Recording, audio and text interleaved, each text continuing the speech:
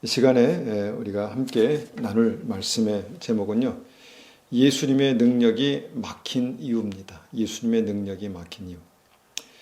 사람들이 언제 어떻게 예수님을 믿게 되나, 진짜 예수님을 만나게 되나 생각해 보니까 삶이 안정되고 편안할 때가 아니다라는 것을 생각해 봅니다. 사람들의 삶이 어려워질 때, 그 삶의 고난이 찾아올 때 사람들이 하나님 계시면 나를 만나 주십시오, 이렇게 기도를 시작하지 않습니까? 그리고 주님을 찾습니다. 그리고 주님을 만나게 됩니다. 여러분, 우리가 건강이나 재정이나 가정의 여러 가지 문제들을 만날 때 믿음이 있는 사람들은 어떻게 합니까? 하나님을 간절히 찾게 됩니다. 하나님 도와주십시오. 붙들어 주십시오. 하나님의 은혜가 필요합니다. 그런데 그렇게 기도할 때 하나님께서 우리를 찾아오십니다. 하나님께서 우리에게 능력을 베푸시고 하나님께서 우리에게 은혜를 부어주십니다. 그때 우리는 하나님을 더 깊이 만나게 되는 것이죠. 저는 지금이 바로 그런 시즌이다라는 생각을 하게 됩니다. 하나님께서 지금 추수할 영혼을 모으실 때이기 때문입니다. 하나님께서 알곡과 쭉정이들을 하나님의 키 위에 올려놓으시고 마지막 때 키질을 하신다, 이렇게 말씀합니다. 하나님의 키 위에 올려진 이 알곡과 쭉정이, 이들은 불신자들이 아닙니다. 믿는 사람들입니다. 교회 안에 크리스천들이죠. 그들을 주님의 키 위에 올려놓고 키질을 하신다라는 것입니다. 그때 어떤 일이 일어날까요? 어떤 일이 일어날까요? 우리의 삶에 크고 작은 고난이 찾아온다라는 것입니다. 그러면 우리가 이 고난에 대해서 어떻게 반응하는 것이 맞습니까? 무턱대고 주님, 이 고난을 해결해 주십시오, 이 문제를 해결해 주십시오 라고 기도할 수도 있지만, 여러분, 더 깊은 기도가 필요합니다. 주님께서 고난을 주신 목적을 물으셔야 합니다. 주님, 이 고난을 통해서 우리에게 무엇을 깨닫기를 원합니까? 무엇이 깨어나기를 원하십니까? 어떤 믿음이 되기를 원하십니까? 라고 물으셔야 합니다. 그리고 기도 가운데 그 기도의 응답, 주님께서 말씀하시는 그 해답을 들으셔야 합니다. 여러분, 이런 종류의 고난, 마지막 때에 우리에게 주시는 이런 고난이 우리에게 있다면, 여러분, 기도 응답이 답이 아니라 기도로 풀어내야 한다는 것을 생각해 봅니다. 풀어내야 합니다. 기도로 우리의 막힌 문제들, 우리의 꼬인 문제들을 풀어내야 한다는 것입니다. 우리가 이제 기도 제목이다라고 이제 나누게 되죠. 그리고 우리가 그 기도의 제목을 가지고 기도할 때 하나님의 특별한 역사가 나타납니다. 역사가 나타나죠. 그런데 하나님께서 그런 기도 제목을 주시고 그렇게 기도하게 하시고 하나님의 특별한 역사를 보게 하시는 이유가 무엇인지, 여러분, 그 큰 하나님의 목적을 여러분 아십니까? 여러분, 이것은요, 우리의 구원입니다. 다른 것이 없습니다. 우리의 구원입니다. 날마다 우리가 끝까지 생명길을 가게 하시려고 우리에게 주시는 고난, 기도 제목이다라는 것을 생각해 봅니다. 그래서 그때 우리가 기도할 때 하나님께서 우리에게 은혜를 베푸시는 것이죠. 이런 것을 생각할 때 지난주에 전한 말씀이 저는 굉장히 중요한 말씀이다라고 믿습니다. 우리가 굳이 고난을 지나가면서 이 가장 중요한 구원의 문제, 하나님의 목적을 이해할 것이 아니라 그 전에 말씀을 통해서 하나님의 중심, 하나님의 목적, 내 인생을 향한 주님의 목적을 이해하는 것이 필요하다라는 것입니다. 그 목적이 무엇입니까? 지난 마태복음 25장의 달란트 비유의 말씀을 통해서 그 달란트를 주신 목적, 이것이 무엇입니까? 바로 나의 구원입니다. 나의 달란트를 받은 종들의 구원입니다. 그리고 달란트를 맡기셨다라고 말씀하신 그 달란트가 무엇입니까? 바로 구원받을 영혼들, 나에게 맡기신 구원받은 영혼들이다라는 것을 우리가 분명히 말씀을 통해서 보았습니다. 여러분, 이 말씀을 다시 한번 들어보십시오. 그리고 꼭 기억하셔야 합니다. 여러분, 이 과정 가운데 내 영혼이 살아납니다. 이 과정 가운데 내 영혼이 살아나고요, 내가 다른 영혼들을 위해서 중보하며 기도하며 그들을 주님께로 인도할 때 내 영혼이 강건해지고, 내 영이 강건해지고, 내가 주님께 합당한 천국에 합당한 천국 백성이 된다는 것입니다. 우리가 마태복음 25장의 그 달란트 비유가 이제 그것이다라고 이해했을 때 그 다음에 25장에 연결된 다른 복음의 말씀들, 열처녀의 비유, 그 다음에 그 양과 염소의 비유, 이것이 복음이다라고 말씀드렸죠. 열처녀의 비유는 무엇입니까? 생명의 빛을 밝힐 기름이 예비되어야 구원받는다라는 것입니다. 생명의 빛을 밝힐 기름 무엇입니까? 우리에게 생명의 빛을 밝힐 능력이 필요합니다. 능력. 어떻게 능력 받습니까? 어떻게 능력 받습니까? 기름 부으심을 예비하는 것입니다. 기름 부으심을 예비하는 것. 이것이 바로 이 달란트, 나에게 막힌 영혼에게 복음을 전하고 이들을 주님께로 인도할 능력이죠. 빛을 발하는 것입니다. 그리고 그 다음에 양과 염소의 어떤 그 비유의 말씀, 이것은 달란트의 말씀과 어떻게 연결됩니까? 나에게 맡기신 영혼들이 누구인가 생각해 보니까 결국은 무엇입니까? 고난 가운데 있는 영혼들이다 라고 생각해 볼 수 있습니다. 고난 가운데. 왜냐하면 고난 가운데 있는 영혼들은요, 도움이 필요하거든요. 사랑이 필요하거든요. 위로가 필요합니다. 찾아가는 은혜가 필요하거든요. 그래서 주님께서 이들을 이제 찾아갔을 때 나를 만났다. 너희가 나를 만난 것이다. 나를 대접한 것이다. 나를 위로한 것이다. 이렇게 말씀하시죠.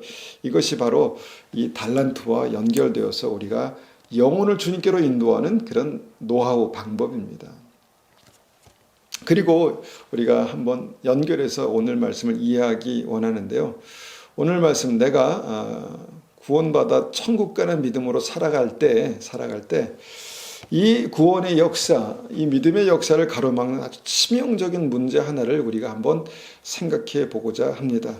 그것이 마태복음 13장 53절, 마태복음 13장 53절에 나옵니다. 마태복음 13장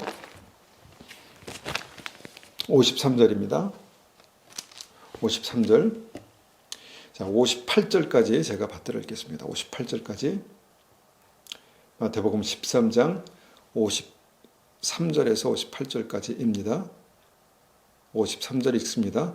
예수께서 이 모든 비유를 마친 후에 거기를 떠나서 고향으로 돌아가사 저희 회당에서 가르치시니 저희가 놀라 가로되 이 사람의 이 지혜와 이런 능력이 어디서 났느뇨? 이는 그 목수의 아들이 아니냐? 그 모친은 마리아, 그 형제들은 야고보, 요셉, 시몬, 유다라 하지 않느냐? 그 누이들은 다 우리와 함께 있지 아니하냐? 그런즉 이 사람이 이 모든 것이 어디서 났느냐 하고 예수를 배척한지라. 예수께서 저에게 말씀하시되 선지자가 자기 고향과 자기 집 외에는 존경을 받지 않음이 없느니라 하시고 저희의 믿지 않음을 인하여서 거기서 많은 능력을 행치 아니하시니라. 예수님께서 우리 가정에 태어난다면 어땠을까요? 만약에 예수님께서 우리의 형님으로, 우리의 오빠로 우리 가정에 태어났다면 여러분 한번 상상해 보셨습니까? 한 번도 상상해 보지 않았는데요. 저는 말씀을 읽으면서 한번 상상해 봤습니다. 얼마나 놀라운 축복일까? 얼마나 놀라운 축복이겠습니까? 그런데 그것이 축복일까라는 생각도 하게 됩니다. 그것이 축복일까? 왜입니까? 예수님의 육신의 형제들, 야고보, 요셉, 시몬, 유다, 그리고 그의 누이들, 이 누이 동생들이 예수님을 전혀 믿지 않았습니다. 예수님을 믿지 않았습니다. 예수님을 경험하고 예수님을 30년 동안 정말 예수님을 경험하고, 동생들이니까 좀 작게 경험했겠죠. 경험하고 만나고 듣고 같이 생활했는데 예수님을 믿지 않았다는 것입니다.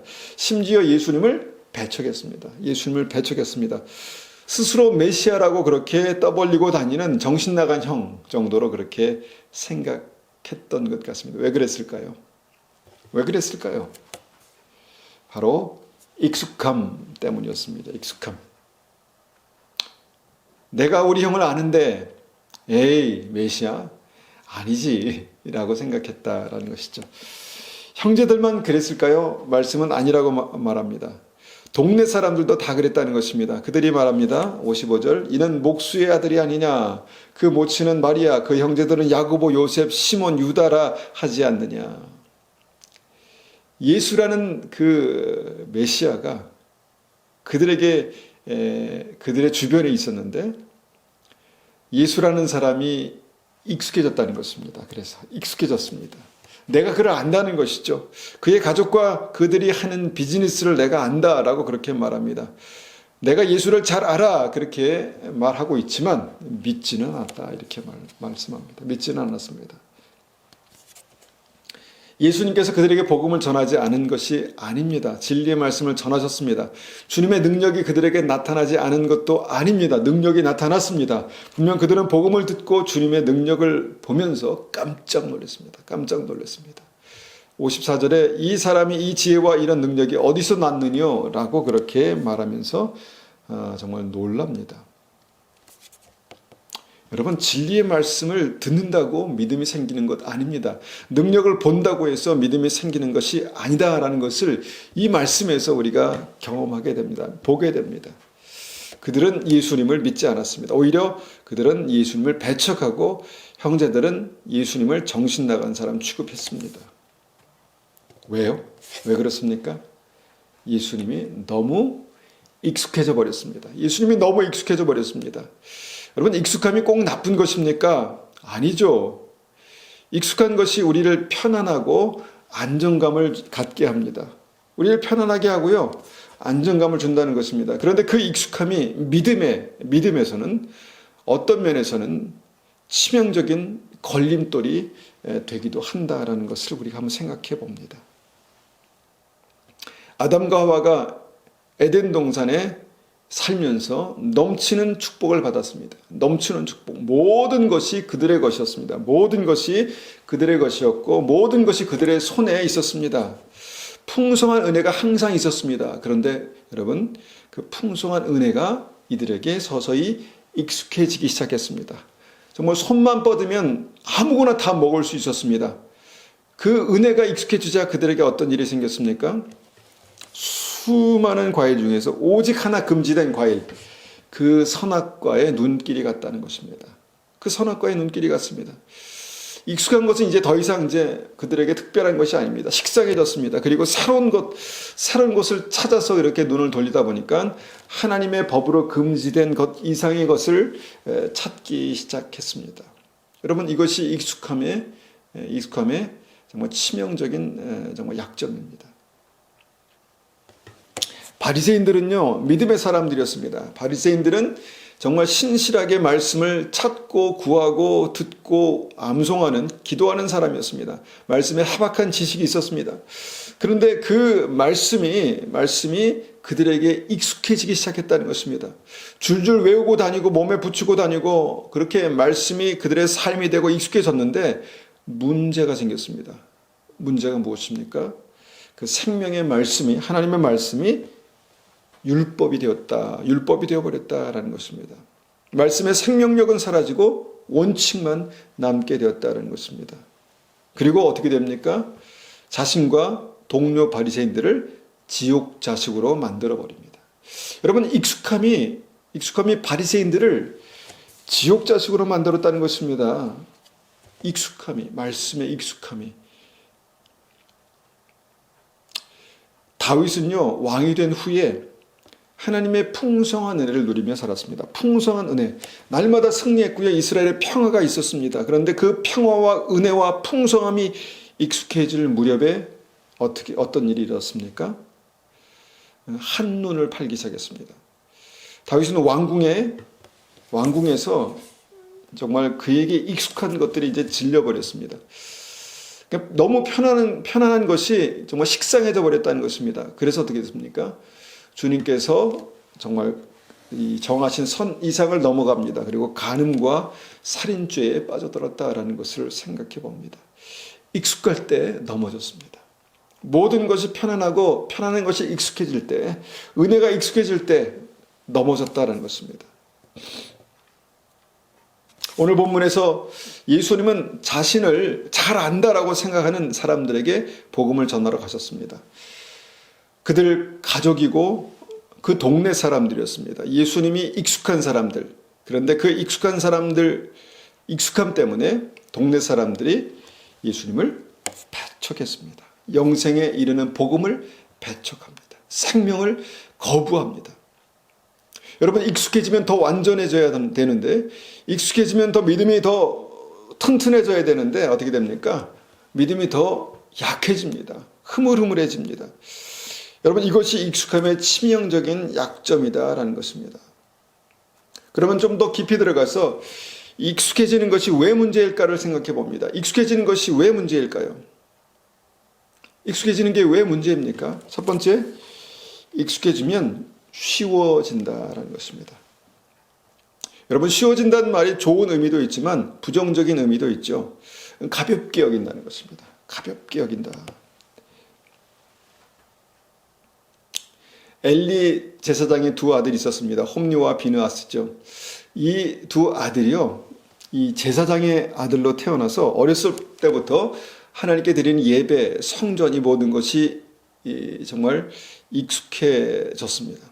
늘 예배를 드리며 늘 제사를 드리며 그렇게 자랐기 때문에 모든 것이 다 익숙해졌다는 것입니다. 그것이 완전히 익숙해졌을 때 어떻게 되었습니까? 말씀 봅니다. 사무엘상 2장 12절입니다. 사무엘상 2장 12절. 사무엘상 2장 12절입니다. 2장 12절. 12절 13절 받들어 있습니다. 사무엘상 2장 12, 13절. 엘리의 아들들은 나쁜 사람들이었습니다. 쉬운 성경으로 제가 읽습니다. 그들은 여호와를 두려워할 줄 몰랐습니다. 또 그들은 제사장이 백성에게 지켜야 하는 규정도 무시했습니다. 다 읽지는 않았습니다. 자, 이 말씀을 보니까요, 엘리의 아들들이 나쁜 사람이었다. 성경은 아예 그렇게 단정을 내어버립니다. 왜 그렇습니까? 그들이 여호와를 두려워할 줄 몰랐다는 것입니다. 하나님께서 주신 이 규정, 어떤 말씀들을 무시했다라는 것입니다. 왜 그렇습니까? 모든 것이 익숙해졌습니다. 예배가 익숙해지고 하나님이 익숙해지고, 그래서 어떻게 됐습니까? 예배와 예물을 함부로 대했습니다. 하나님을 쉽게 생각한 것입니다. 여러분, 이 시대 믿음의 문제가 여러분 이 익숙함에 있다라는 생각을 합니다. 예배가 익숙해지고 찬송이 익숙해지고 예배를 쉽게 생각하고 정말 하나님의 전을 쉽게 생각하고, 여러분, 이 모든 것이 무엇입니까? 하나님을 너무 쉽게 생각할 수 있는 것입니다. 가볍게 대합니다. 여러분, 위험한 일입니다. 하나님께서 예배가 익숙해진 엘리, 홈리, 비느하스에게 말씀하십니다. 사무엘상 2장 30절입니다. 2장 30절. 2장 30절. 쉬운 성경으로 읽습니다.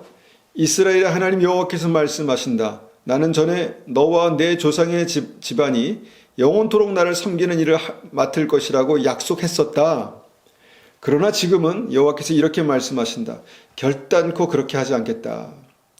나는 나를 소중히 여기는 사람을 소중히 여길 것이고 나를 소중히 여기지 않는 사람은 나도 소중히 여기지 않을 것이다. 여러분, 하나님과 예배가 익숙해져서 믿음이 정말 쉬워졌을 때 정말 그들이 변질됐습니다. 하나님을 가볍게 생각했습니다. 하나님을 가볍게 생각했습니다. 그런데 그때 어떤 일이 일어났습니까? 하나님께서 이미 주신 약속, 축복의 약속, 놀라운 하나님의 은혜의 약속을 거두어 가셨다라는 것입니다. 이미 주신 축복도 거두어 가십니까? 말씀 보니까 그랬습니다. 무서운 일 아니겠습니까? 하나님은 물론 좋으신 하나님이십니다. 오래 참으시고 복 주시기 원하십니다. 그런데 그 익숙함이 계속해서 반복되고 그 익숙함 때문에 하나님을 경외하지 아니하고 하나님을 가볍게 생각하는 그들의 삶에 주신, 그들의 가게에 주신 말씀을, 약속을 거두어 가셨다는 것입니다. 하나님을 함부로 대하는 사람에게 단호하게 말씀하시죠. 나는 나를 소중히 여기는 사람을 소중히 여긴다. 나는 나를 소중히 여기는 사람을 소중히 여긴다.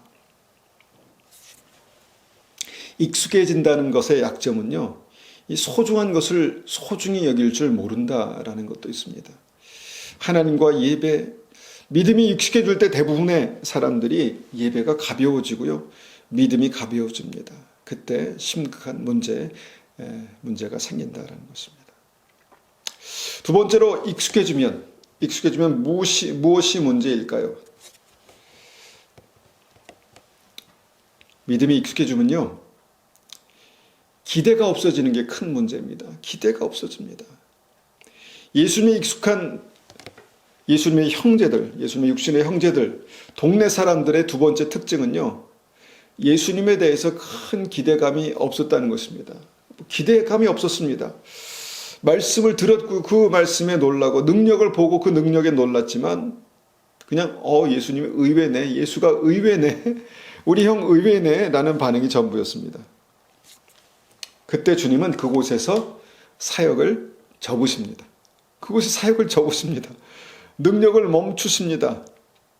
여러분, 이것이 그때만 있는 일이겠습니까? 여러분, 지금도 이런 일들이 자주 나타납니다. 교회에서도 이런 일들이 자주 나타난다라고 믿습니다. 예수님께서 참 이스라엘 사람이라고 칭찬하신 나다나엘이라는 사람이 있습니다. 나다나엘. 그는 거짓이 없는 믿음의 사람이었다라고 성경은 기록하죠. 그런데 그가 예수님을 전하자 제자 빌립에게 나다나엘이 이렇게 말합니다. 요한복음 1장 46절에 보니까 나사렛에서 무슨 선한 것이 날 수 있겠느냐. 나사렛에서 무슨 선한 것이 날 수 있겠느냐. 무엇입니까?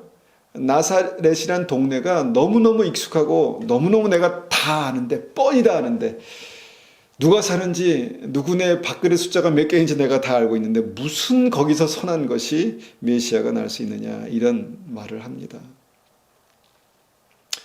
여러분, 익숙함이라는 것이 믿음의 사람도 기대감을 떨어뜨리게 만든다라는 것이죠. 우리가 신앙생활 오래 하다 보면은 교회가 익숙해집니다.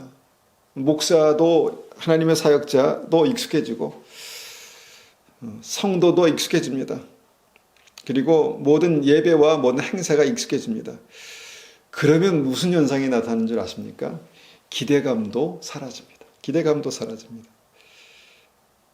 나다나엘이 무리한 어떤 그런 행동을 한 것이 아닙니다. 그냥 익숙해지니까 기대감이 사라졌다는 것입니다. 나사렛에서, 이 익숙한 동네에서 내가 모든 사람을 알고 그 사람들의 밥그릇 수까지 다 세고 있는데 무슨 여기서 메시아가 나온다 라고 말하냐, 이렇게 이제 말했다는 것이죠. 여러분, 익숙해지면 기대감이 사라지는 게 큰 문제입니다. 나의 믿음에 기대감이 사라졌다면, 여러분, 그 익숙함 때문에 기대감이 사라졌다면 여러분, 여기서 회복되어야 합니다. 또 익숙해지면 무엇이 문제일까요? 세 번째로, 익숙해지면 버리고 싶어집니다. 익숙해지면 버리고 싶어집니다. 익숙해지면 실증나죠. 실증나면 버리고 싶어집니다. 요즘 옷을 많이 삽니다. 신발도 많이 사죠. 그런데 신발이나 옷이 구멍나서 버리는 사람이 있나요? 물론 구멍나면 버리기도 하지만 익숙해져서 실증나니까 버리는 것입니다. 오히려 구멍 뚫린 옷을 사잖아요. 구멍 뚫린 옷을 사서 입지 않습니까? 익숙해진 옷 실증나서 버리고, 익숙해진 가구 실증나서 버리고, 익숙해진 사람도 실증나서 버리니까 그렇게 많은 사람들이 이혼하는 거 아니겠습니까? 그럼 익숙해지면 다 그런 건가요? 아니죠. 익숙해지는 것과 함께 가야 하는, 익숙해지는 것과 반드시 함께 가야 하는 것이 있습니다. 그것이 무엇입니까? 친밀함입니다. 친밀함. 친밀한 사랑이 익숙함의 단점을 완전히 보완합니다. 그래서 오래된 정말 노부부가 두 손을 꼭 잡고 걸어가는 모습을 보면 참 아름답지 않습니까? 익숙한데 아름답지 않습니까?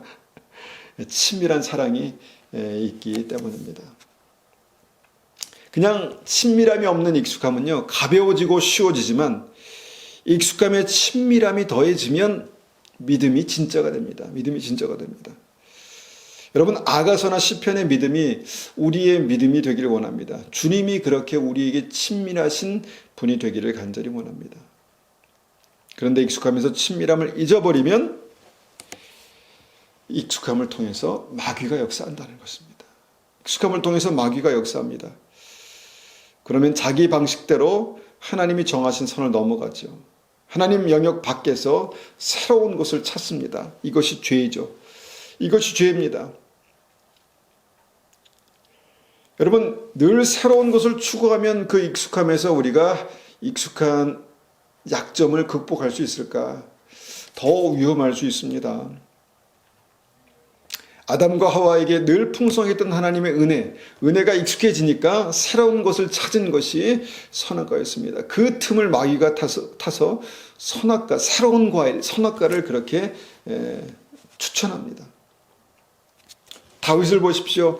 하나님의 넘치는 은혜 얼마나 귀합니까? 이 은혜조차 익숙해지니까 새로운 것을 찾게 되고 그 새로운 것을 찾은 것이 죄였다는 것입니다. 살인과 간음이었다라는 것이죠. 현대 크리스찬들이 그 익숙함 때문에 믿음에서 새로운 것을 찾습니다. 새로운 행사를 만들고 새로운 재미를 찾고 새로운 사람을 찾습니다. 그렇게 찾다가 없으면 어떻게 됩니까? 새로운 곳을 찾아서 새로운 곳이 있는 다른 곳으로 가죠. 그렇게 정말 떠돌이 신앙을 하다가 그렇게 믿음이 병들어 갈 수 있습니다. 이것을 극복해야 합니다. 익숙해서 오래된 신앙들이 가지고 있는 특징이 기도를 쉽게 생각합니다. 그냥 기도를 쉽게 생각합니다. 예배를 가볍게 생각합니다. 하나님의 축복과 은혜를 그냥 쉽게 생각합니다.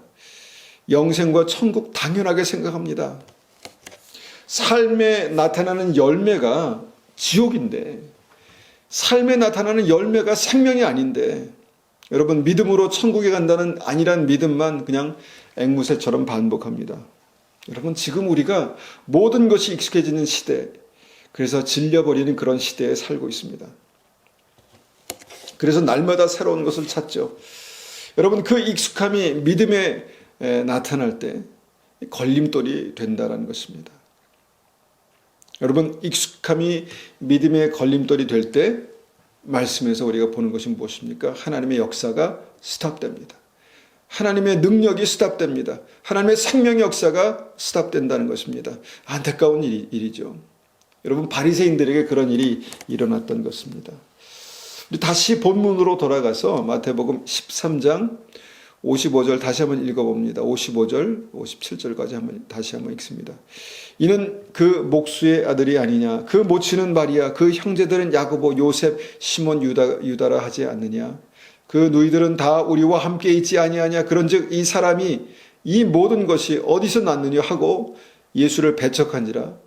예수께서 저에게 말씀하시되 선지자가 자기 고향과 자기 집 외에는 존경을 받지 않음이 없느니라 하시고, 그리고 여기에서 우리가 크게 경계해야 될 문제가 생기죠. 58절 저희의 믿지 않음을 인하여서 거기서 많은 능력을 행치 아니하시니라. 저희의 믿지 않음을 인하여서 거기서 많은 능력을 행치 아니하시니라. 거기서 많은 능력을 행할 수 없으셨더라라가 아니라 행치 아니하시니라입니다. 행치 아니하셨더라. 주님께서 철수하신 것입니다. 주님께서 주님의 영광이 떠난 것입니다. 예수님의 생명을 살리는 구원의 역사, 하나님의 능력, 회복하시는 주님의 은혜, 그것이 거기서 중단됐다는 것입니다. 구원은요, 우리가 믿을 때, 반드시 믿을 때 역사합니다. 믿지 않으면 하나님의 능력도 축복도 은혜도 거기서 중단됩니다. 그런데 믿지 않게 된 이유가 무엇입니까? 익숙함을 그냥 방치해버렸다는 것입니다. 익숙함을 방치하니까 믿음이 무너지고 생명 역사가 단절되는 그 시점에서 우리가 이 익숙함을 깨트려야 합니다. 익숙함을 깨트려야 합니다. 날마다 새롭게 되어야 합니다. 우리의 믿음이 날마다 새롭게 되어야 합니다. 어떻게 그렇게 될 수 있습니까? 새로운 곳에서 새로운 사람을 만나고 새로운 환경에 들어가면 그렇게 될까요? 사람들은 흔히 그렇게 되면 새로운 곳에 들어가면 그렇게 된다라고 믿습니다. 잠시는 그럴 수 있겠죠. 그런데 또 반복됩니다. 옷이 익숙해지면 새로운 옷을 삽니다. 그러면 그것이 만족됩니까? 그것도 질려버립니다. 사람도 익숙해지면 질려버리고. 문제는 반복된다는 것입니다. 그럼 어떻게 합니까? 그럼 어떻게 해야 합니까? 이럴 때 기도가 답입니다. 이럴 때 기도가 답입니다. 여러분 경험해 보셨죠? 기도할 때 하나님 은혜 부으시고, 은혜 부으시면 어떻게 됩니까? 모든 것이 새롭게 됩니다. 소원했던 관계가 새롭게 되고요. 모든 사물을 보는 그 식상했던 그런 모든 그 느낌들이 새롭게 됩니다. 기도할 때 부으시는 하나님의 은혜가 우리를 날마다 새롭게 합니다. 날마다 새롭게 합니다. 기도할 때 성령께서 내 안에 익숙해진 그 굳은 마음을 깨뜨리십니다. 그리고 새 일을 시작하십니다. 분명히 말씀드립니다. 기도할 때 관계가 새로워지고요. 기도할 때 믿음이 새로워지고, 기도할 때 내 속사람이 새로워지고요. 하나님께서 나를 새로운 피조물로 날마다 재창조하십니다. 여러분, 간절한 기도로 하나님의 은혜를 경험한 사람들이 한결같은 고백이 있죠. 무엇입니까? 기도하고 은혜를 받은 후에 모든 것이 새롭게 보인다라고 그렇게 고백합니다. 모든 것이 새롭게 보인다. 들에 있는 그 흔한 풀도 너무 아름답고, 나무나 구름도 너무 아름답고, 평범하고 익숙한 모든 것들이 너무너무 아름답게 보인다는 것입니다. 하나님의 은혜는 우리를 새롭게 합니다. 모든 것을 새롭게 합니다. 내 눈을 새롭게 하고, 마음을 새롭게 하고, 믿음을 새롭게 합니다. 고린도후서 5장 17절에 말씀하시죠. 누구든지 그리스도 안에 있으면 새로운 피조물이라. 이전 것은 지나갔으니 보라 새 것이 되었도다. 은혜가 모든 것을 새롭게 합니다. 기도할 때 그 은혜를 부으십니다. 기도할 때 주님께서 그 자리에 오시고, 우리가 그 자리에서 예수님을 만나게 되면, 기도의 자리에서 예수님을 만나게 되면 충만한 은혜가 우리를 완전히 새롭게 변화시킵니다.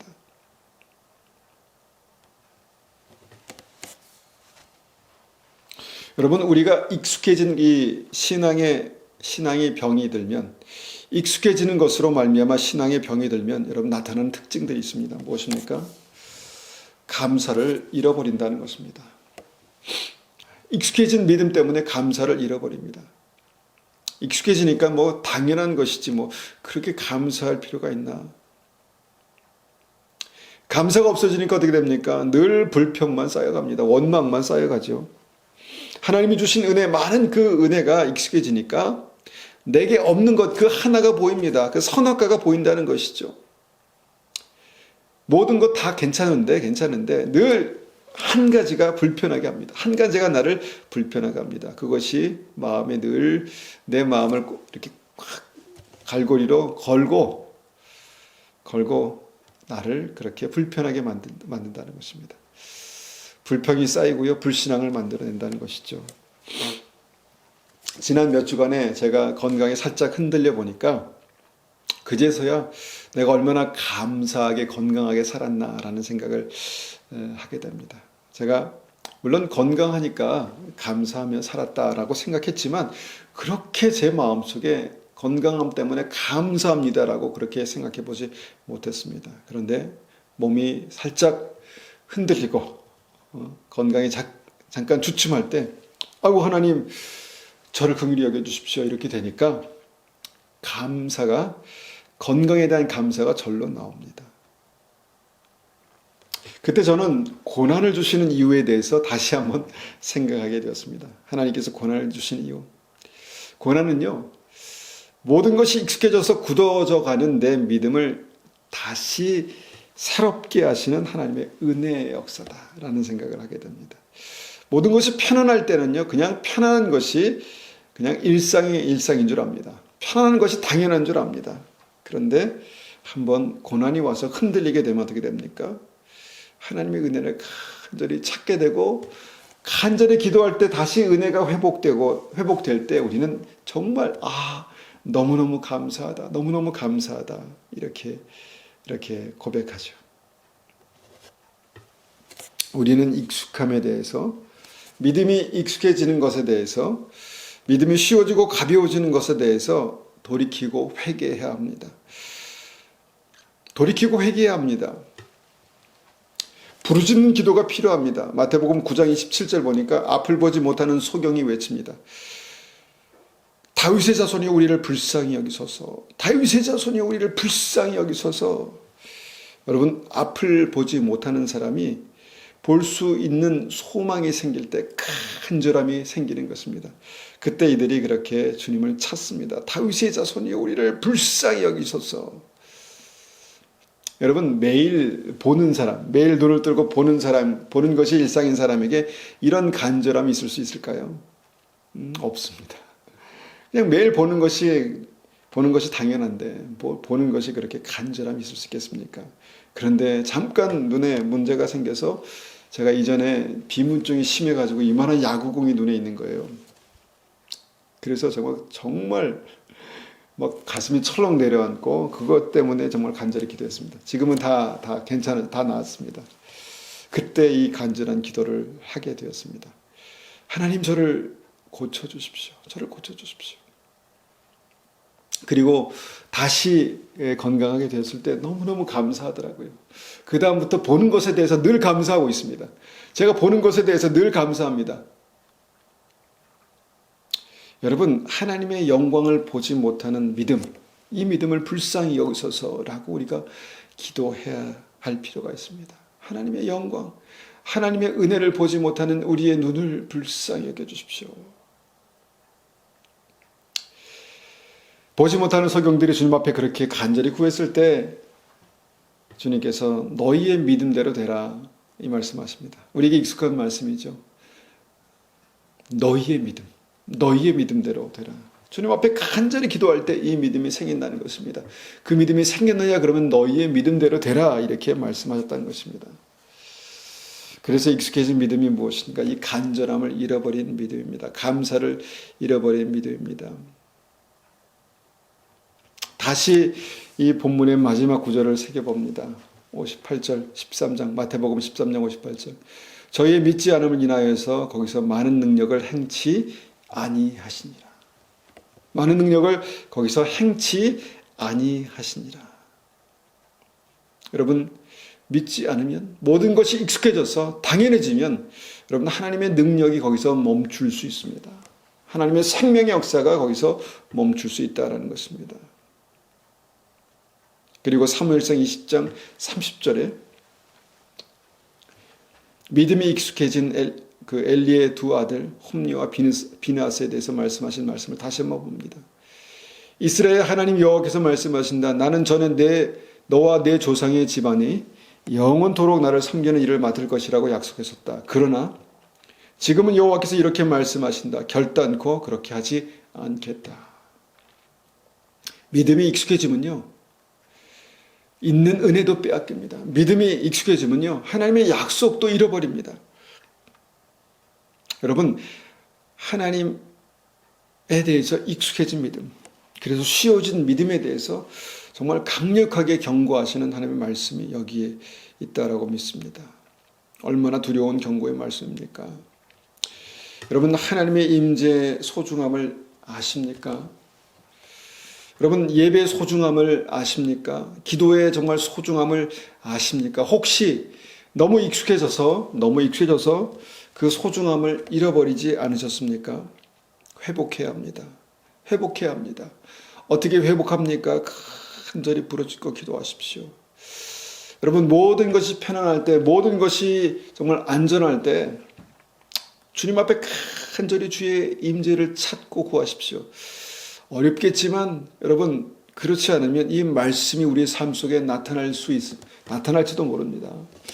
여러분, 주님께서 경고하시는 말씀을 듣고요, 우리가 간절히 주님을 찾고 주님의 임재를 찾고, 주님 정말 우리에게 하나님 너무너무 소중하신 분이십니다. 예수님 우리에게 너무너무 중요하고 소중하신 분이십니다. 주님의 은혜가 너무너무 감사합니다. 주님 건강 감사합니다. 주님 오늘을 살 수 있는 이 믿음 감사합니다.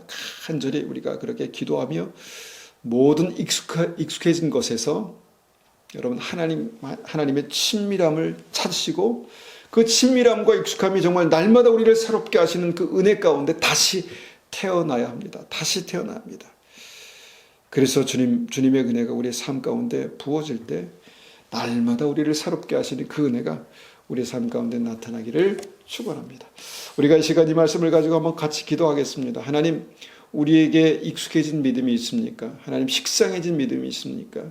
쉬워진 믿음이 있습니까? 예배가 쉬워지고 기도가 쉬워지고 찬송이 쉬워지고, 그래서 하나님 이것으로 말미암아 하나님 주님의 영광이 떠날까 두렵습니다. 주님의 임재, 주님의 역사가 떠날까 두렵습니다. 주님 우리를 불쌍히 여겨주시고 이 익숙함에 하나님의 친밀함이 더하도록, 주님의 친밀함이 더하도록, 그래서 날마다 새롭게 하신 은혜가 나타나도록 간절히 기도합니다. 이 시간에 한번 같이 그렇게 기도하겠습니다. 아버지 하나님 감사합니다. 주님께서 우리를